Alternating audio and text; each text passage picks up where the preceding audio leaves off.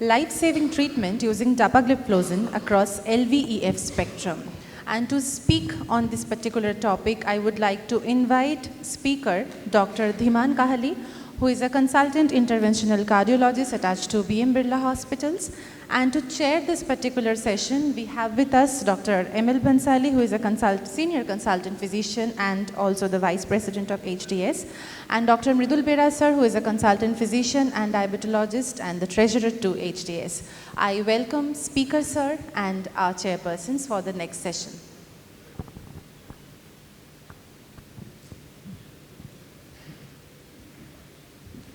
Our next session is on Dapagliflozin in heart failure as a life-saving drug, and our speaker is none other than Dr. Dhiman Kahali, who is a great clinician as well as an academician. Full screen.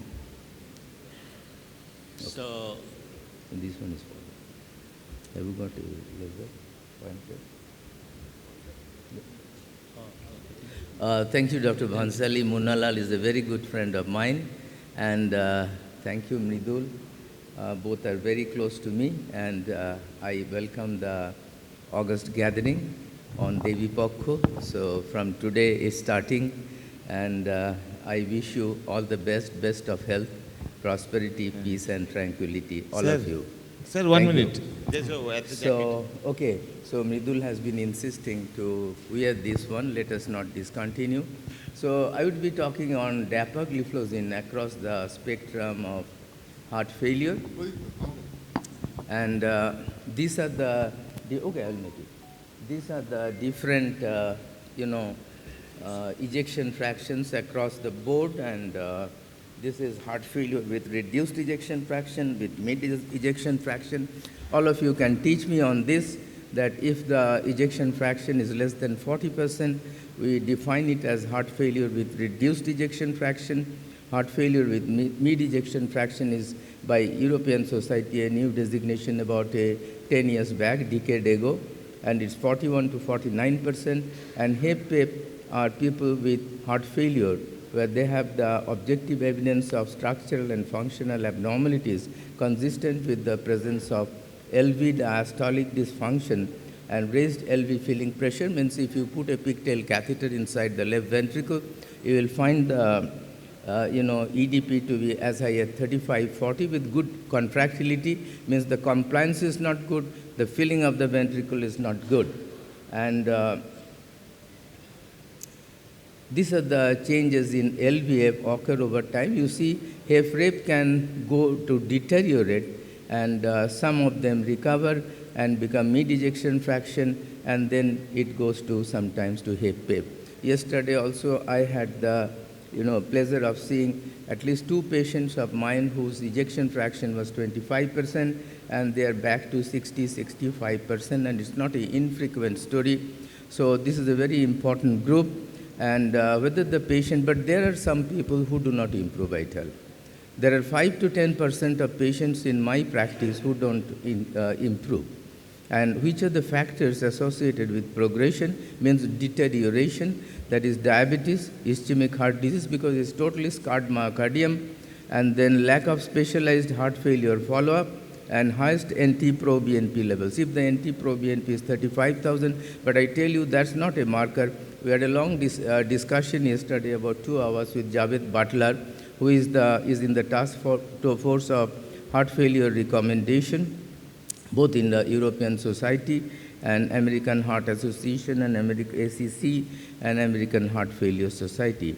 So this is not true, So 35,000 we get NT-proBNP in many patients, and I get 20% coming back to 65%. And these are the factors associated with recovery: younger age, female, lower heart failure severity, shorter HF duration, and fewer comorbidities. So these people improve more where there is less of comorbidities like lack of ischemic heart disease where the myocardium is not scarred. And readmissions and mortality are common among all types of heart failure, and we know that Heart failure hospitalization is the Achilles heel in treating this group of patients. We treat the patient with all the 4 foundation therapies in adequate doses. We remember about CBs, we remember about MRFIT, we remember about DAPA, Deliver, EMPA, Preserve, EMPA, Reduce trial. I was PI in both the trials, but at the end of the day, I find a call at 2 o'clock in the midnight that said the patient is readmitted. So I retrospect myself what was my fault, and then probably add vericiguat, which is the quintuple therapy nowadays. And readmissions and mortality are common among all types of heart failure, and highest 30-day readmission rates compared to other diagnoses, even cancer, and mortality significantly increases after each heart failure readmission. And you know, the mortality is as high as more than 50% at 5 years, and that's more than many of the dreaded cancers. So at the end of the day, we could not improve the mortality after so many drugs are available with so many good results evident in the different trials and guideline recommendations. The prevalence of different types of heart failure is changing. If you look at this slide, that it was 40%, 41% in 1994, but within 11 years, you see it has come to 56%. What is the cause? Because the longevity of the population is increasing, and global population is rapidly aging. Rate of HFpEF among patients with heart failure increases with age, and increase in comorbidities associated with aging. Epidemic of cardiac and non-cardiac comorbidities, improved survival after onset of CAD, rate of atrial fibrillation increasing due to an aging renal population and increased longevity, and increasing incidence of obesity, metabolic syndrome, and diabetes, and increased clinical recognition, because Dr. Pandey diagnoses when it comes down. And if you give there are several trials that some molecules, if you give with the NT-proBNP of less than 8,000, they are very good molecules, and they don't act if the NT-proBNP is more than 5,300. And we get patients with NT-proBNP of 35,000, so I don't use those costly molecules because they are not guideline recommended. So each hospitalization, this is a slide which everybody shows in their lecture, and this is a very important slide, that each hospitalization will bring the patient closer to death. You see, a patient started with a stage A, means practically asymptomatic with presence of some symptoms at stage B and C, and then they go to stage D, and we think of producing a LVAD or cardiac transplant in this group of patients, and everything fails, So you should remember that at the end of the day, we fail with some patient. That's the submission, honest submission of all of us. Goals of pharmacotherapy for patients with heart failure, as usual, to reduce the mortality, prevention of hospitalization, especially recurrent hospitalization due to worsening heart failure, and improvement in clinical status, functional capacity, and quality of life. Now, what the guidelines recommend, you see, now every year they have a recommendation, because every year we are finding some new data which are very encouraging and enlightening for us. You see, with HFrEF, AC inhibitors oblique ARNI, now ARNIs are occupying the place. It's becoming a class 1A recommendation. Beta blockers, after the CBs trial, CBs 2 trial, which has shown a reduction in mortality to the tune of 32%. The MERIT-HF has shown with a mean dose of 159 milligrams of metoprolol XL a reduction of 32 to 34%, and in the US carvedilol study with 25 milligrams BID and mean dose of 42 milligrams of carvedilol, it reduces mortality by 35%. And MRA, with the RAL study with spironolactone, there was a 34% reduction in relative risk reduction in mortality. With eplerenone, there was some 15% relative risk reduction after an acute MI in the EFIMAS trial, and there was another trial, EFISAS trial, which showed similar regression of relative risk reduction of mortality. Now, with dapagliflozin and empagliflozin will come in detail, so I'm not discussing. But the loop diuretics are still the mainstay of therapy, though there was no mortality reduction in any of the trials till now.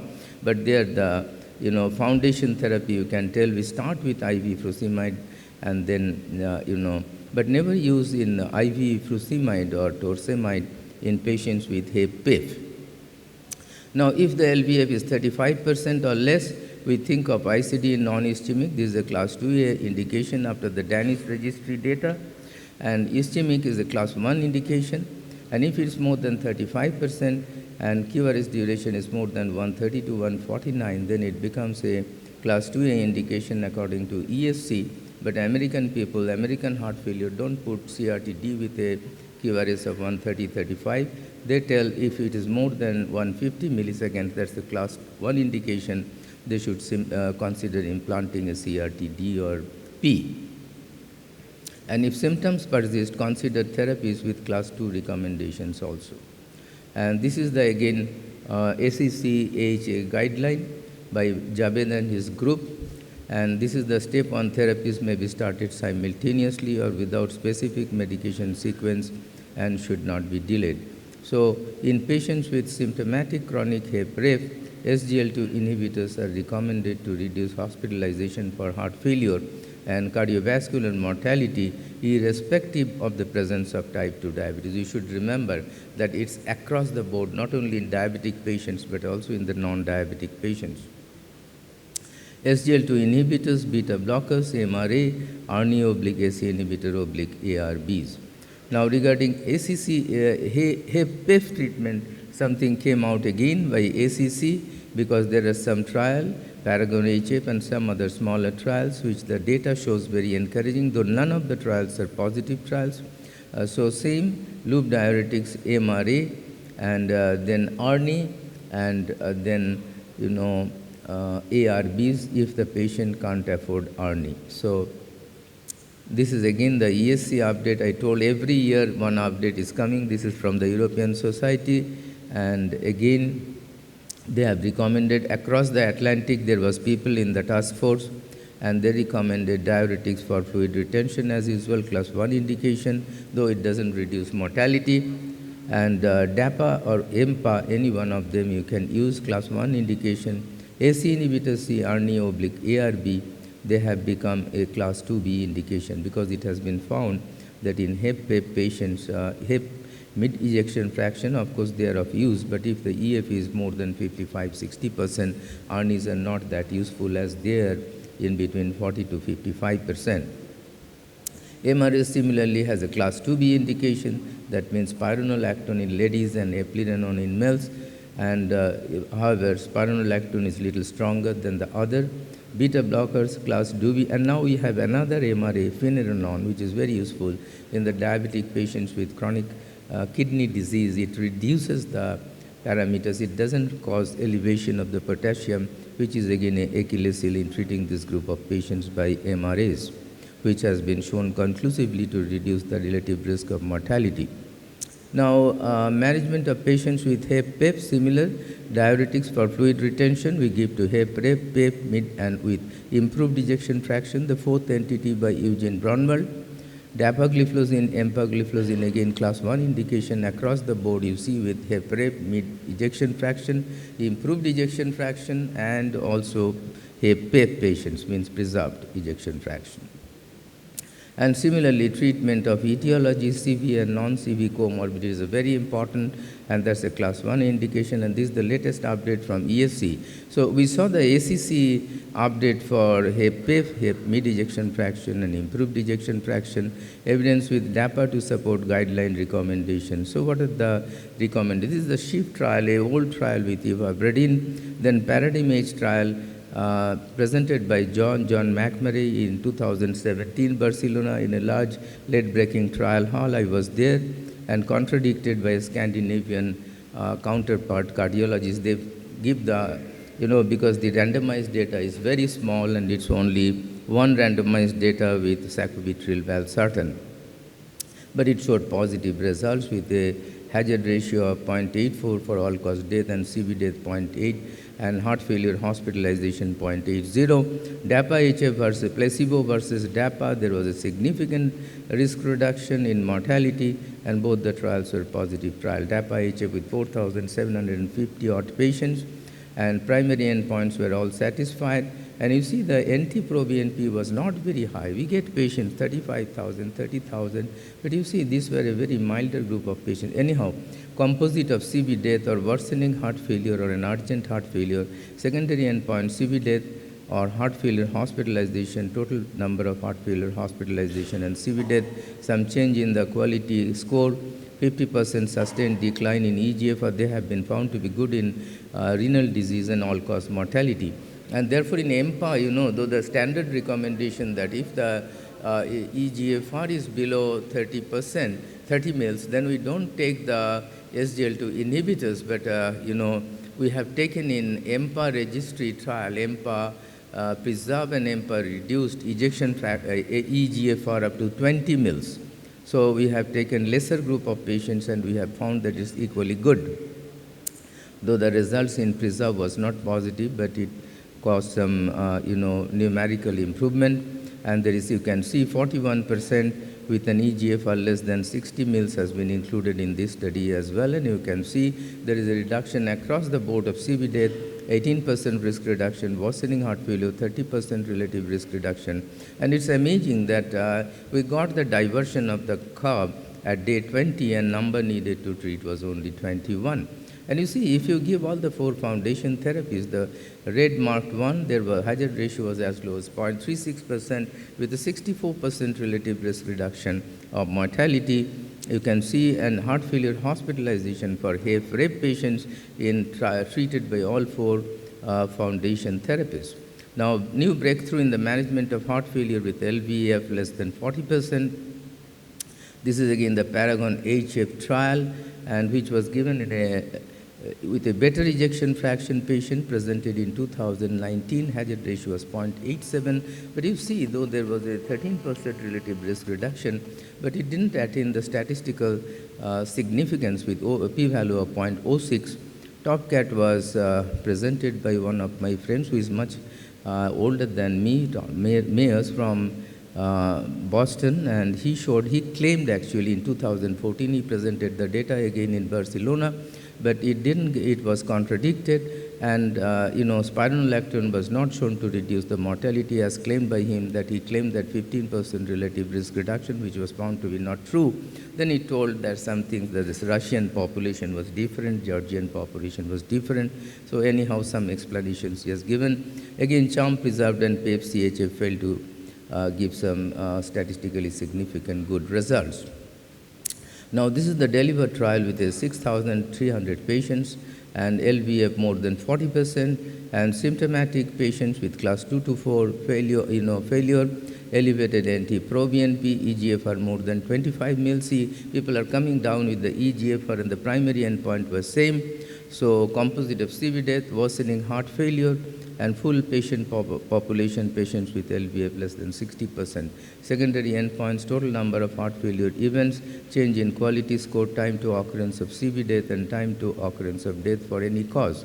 And you can see that it was a study in 20 countries with 3,053 centers, and older patients, 72 years, half of distribution, ladies and gents, and 75% class 2, so a milder group in majority of the patients. However, it's, with high rate of comorbidities, type 2 diabetes, half of the patient BMI more than 30, 90% hypertensive, 57% having atrial, so very high risk group of patients. Actually, though they're in class 2, and mean LVEF was 54%, and they're very well treated group as evident. And you see, the number needed to treat is 32, and DAPA showed significant reduction in hazard ratio. It was 0.82 with 18% relative risk reduction of mortality and heart failure hospitalization. And it's amazing, we saw 28 days.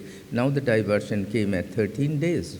So it's amazing, and there is consistent benefit across all the pre-specified subgroups, diabetic, non-diabetic. Safety outcomes are very encouraging, but I tell you, if you give it in a patient, any of the SGLT2 inhibitors in patients aged more than 75 years, we should be very careful. And you see, they can have precipitous hypotension. I have seen patient coming a stroke. Actually, there was postural hypotension, so they don't highlight the companies, but we should be And canagliflozin is notorious regarding amputation. Fracture occurs in some patients, not statistically different. Euglycemic diabetic ketoacidosis is not different statistically. Volume depletion, I told you. Renal serious adverse events. Some of the patients go into AKI. We don't know. So some of the nephrologists don't give this with a borderline EGFR also, but we give it because we have seen there is ultimate improvement. Even if there is some decline initially, we don't hesitate to continue it. So we saw that, ladies and gentlemen, evidence of DAPA across the full ejection fraction using the pooled analysis of DAPA-HF in 11,000 outpatient DAPA-HF and deliver, and the purpose was examine the effect of DAPA across the LVEF range given the attenuations in patients with higher LVEFs in other heart failure medication trials. And the outcomes was reduction in cardiovascular death, all-cause death, total heart failure hospitalization, MACE and CV death or heart failure hospitalization, and death was reduced, all-cause death 10%, cardiovascular death 14%, and heart failure hospitalization was reduced in almost 1/4 to 1/3 of the patient, and CV death, MI, stroke together, MACE 10% relative risk reduction, and look, there is 1.3% absolute risk reduction, p-value being 0.045. And effect was consistent across the full range of LVEF. So you can use in all sorts of heart failure, irrespective of the ejection fraction, irrespective of the gender, irrespective of the age. With this 11,000 patient analysis, we showed significant reduction in the composite of CV death or worsening heart failure.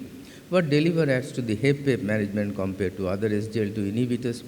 I was in EMPA registry, so I won't tell that EMPA hasn't got any positive effect, but it didn't gain the statistical significance like DAPA. You see, these were the two trials with Emperor. I was in both the trials, and it showed some positive results, but didn't attain the statistical significance. So DAPA has shown benefit in primary endpoint irrespective of LVEF, even at EF 60%. You see, that's very evident. You know, ARNIS doesn't act between 55 to 65 or 70%, but SGL2, DAPA and EMPA act over there with specific reduction in cardiovascular mortality and hospital admission. The first disease-modifying therapies across the LVEF spectrum and heart failure with improved ejection fraction. One request, sir, that if a patient you get from 20 to 65, Braunwald has written, page 967, I would request to go through the latest edition, international edition, and he has specified that don't stop the therapy, don't reduce the therapy. Then these patients will go down to again to 25% and they will never come back to 65%. So you should remember while treating these patients, and regarding ejection fraction, normal effect of DAPA was consistent with patients without, and this is the charts, time to cardiovascular death, there is some reduction in the hazard ratio, and 14% relative risk reduction in DAPA-HF and deliver put together in 11,000 odd patients. And so SGL2 inhibitors, one dose, no titration and heart failure care, one pill once per day substantially improves survival and prevents hospitalization, meaningfully improves quality of life and functional status. Benefits appear rapidly with days to few weeks of initiation, exceptionally well tolerated and safe, doesn't lower blood pressure, does so very minimally, but in the elderly group it does, and we should be careful. No adverse renal effects, and instead previous kidney function and preserves kidney function and prevents dialysis. This is from Circulation Heart Failure in 2020. Now they are telling about the good things about their brand, which I am not going to, these are some of the analogs with ticagrelor. I won't go into it. And to summarize, ladies and gentlemen, largest and broadest trial to date in patients with LV ejection fraction more than 40%, DAPA-HF and deliver enrolled patients were well tolerated with a high incidence of comorbidities. You saw half of the patient diabetics, half of the patients BMI more than 30%, and 90% hypertensive guys. So there was 18% relative risk reduction in CV death or worsening heart failure, consistent effect regardless of type 2 diabetic status, LVEF less than 40% or not across the board, across the gender, safety and tolerability consistent, well-established profile of DAPA and not different from the placebo population. Deliver and DAPA-HF demonstrated significant benefits of DAPA in heart failure regardless of ejection fraction. Pooled analysis of the DAPA-HF and deliver demonstrated consistent effect across LV ejection fraction with a significant 14% risk reduction in CV death. So these are fantastic data, and I would tell that SGLT2 inhibitors are the first drug of choice in heart failure treatment, of course, along with the other 4 foundation therapies or, quintuple therapy now in patients with NT-proBNP below 5,300, I should tell. Thank you very much for your kind attention. Thank you, Dr. Kalia, for such a nice lecture and in-depth analysis of this delivered trial. So after delivered trial, do you use Dapagliflozin or SGLT2 inhibitor in all your post-MI patient if there is no contraindication? Yeah. I started from day 1, and before discharge, so we discharge within day 3. Nowadays, after MI, we do the plasty. Yesterday also, I was busy in my lab till 2 o'clock in the midnight, say a 29-year-old with a acute MI, and his ST came down at 90 minutes. So, we add SGLT2 inhibitors today. He's a 29-year-old guy, but we'll add some DAPA, 5 milligrams. It's cheaper now in comparison to EMPA, so I more use DAPA because of the financial reason. I think that's not in the guideline, but it's my guideline that the cost is also very important. So all my patients get, and before discharge, 72 hours, I start all the food. In all MI patients, you start before discharge Dapagliflozin? Yeah, all patients, provided the blood pressure is not 86 by 50. Yeah. But even 90 by 60, I do start. Yeah. But if we keep the patient euhydrated, euvolemic, then nothing happens, no reduction in pressure. Do you think any difference between the EMPA and the DAPA, particularly consideration of the ischemic background? Do you think any difference between the effect of Dapagliflozin and empagliflozin, particularly in the heart failure? EMPA and DAPA difference? Difference with the okay, ischemic background? I don't find any difference. EMPA for 10 is okay, and I was in the PRESERVE trial and also in the reduced ejection fraction with EMPA, and we took patients up to 20 mils. That's a difference with this trial. They took up to 30 or 25 in some of the cases. But you see, this was okay, and there was a rather improvement in the ejection fraction. But, with all the, SGLT2Is, there is some cases where AKI develops. So we should be cautious, and there should be some careful monitoring of creatinine and potassium. If the creatinine goes up by more than 25%, not 0.3, 0.4, but if it goes more than 25%, we should be careful. No, sir, you have the new classification that has been developed by the American College of Cardiology, that the heart failure can be defined as an heart failure with reduced ejection fraction and heart failure with mildly reduced ejection fraction and heart failure with preserved ejection. Do you find it easier to control, to accommodate all these molecules like the SGLT2 inhibitor or the ARNIs and the beta blocker and the diuretics MRA? This is beneficial for the kidney parameters. There is reduction of albuminuria with all these molecules. But as you know, the reduction in albuminuria doesn't translate into reduction in mortality. You know better as diabetic guys treating lots of diabetic patients. But it's good for the kidney parameters. And similarly, one molecule, finerenone, that is also good. And that's giving some good results in patients with LV systolic dysfunction. Some of the heart failure data coming out with finerenone, and I have been using it, and it's showing good results. And potassium elevation is very less, with sometimes keeping the creatinine at the same level. So where we are in difficulty in using this group, all of them reduces the albuminuria. And that's not only important, but we are bothered about the reduction in mortality. So albuminuria reduction here is accompanied by significant reduction in the mortality. You saw both the mortalities, cardiovascular mortality and total mortality, were reduced. Relative risk reduction by 14% and absolute risk reduction by 1.5%, with the p-value significantly down. And so that's very encouraging trend in kidney parameters with these molecules. But initially, we should have to be a little more careful if there is any AKI developing, because very few patients develop AKI. The companies don't tell about it, but we see the patients, and sometimes it so happens that they develop some AKI. So we should be careful after an acute MI especially, because there are different subsets, especially in the severe group where the creatinine is a little high, the lactic acid is a little high in the ABG, and we should be a little careful in those group of patients.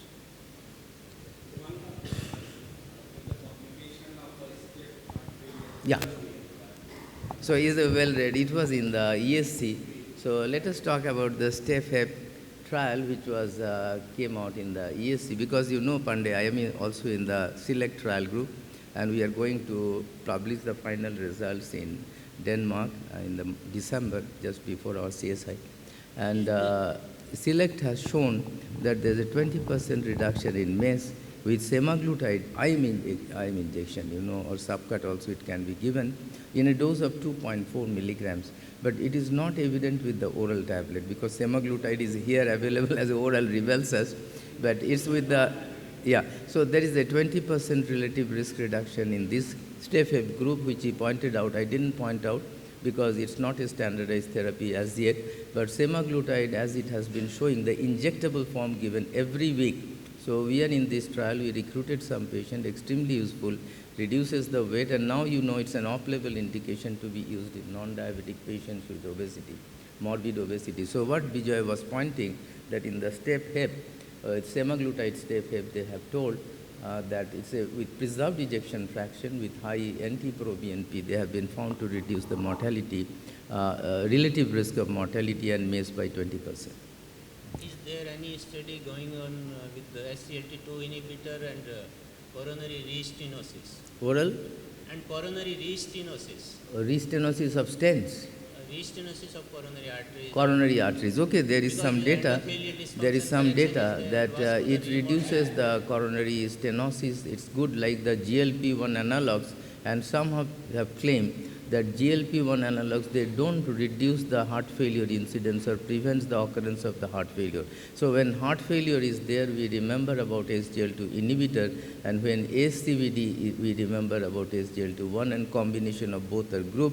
But some of the data which I have shown, if you have seen the slides, it shows that they reduce the incidence of ASCVD also like GLP-1 analogs. And some people claim there is no non-inferior to the GLP-1, though there is no randomized data about it. So GLP-1 analogs for ASCVD till now in 2023, October 15th, it's GLP-1 analogs for ASCVD prevention, and for heart failure prevention, it's SGLT2 inhibitors. And recently, sotagliflozin has been seen, which is a SGLT1 and 2 inhibitors, and there are some trials. I was in that trial, but you know, it shows that the gut absorption by SGLT1 inhibition and renal absorption and glucosuric effect by SGLT2 inhibition, but there was some conflicting data, so FDA has not yet given approval, I think, about the SOTA. Dapagliflozin is used, it's FDA approved and European CE approved. If there is no further question, we conclude the session. Thank you, Dr. Thank you very much. Thank you, Dr. Bonsali. Thank you, Doctor. I request you to kindly stay back for the felicitation. Dr. Dhiman Kahali, kindly stay back for the felicitation. I request chairpersons to kindly felicitate Dr. Dhiman Kahali.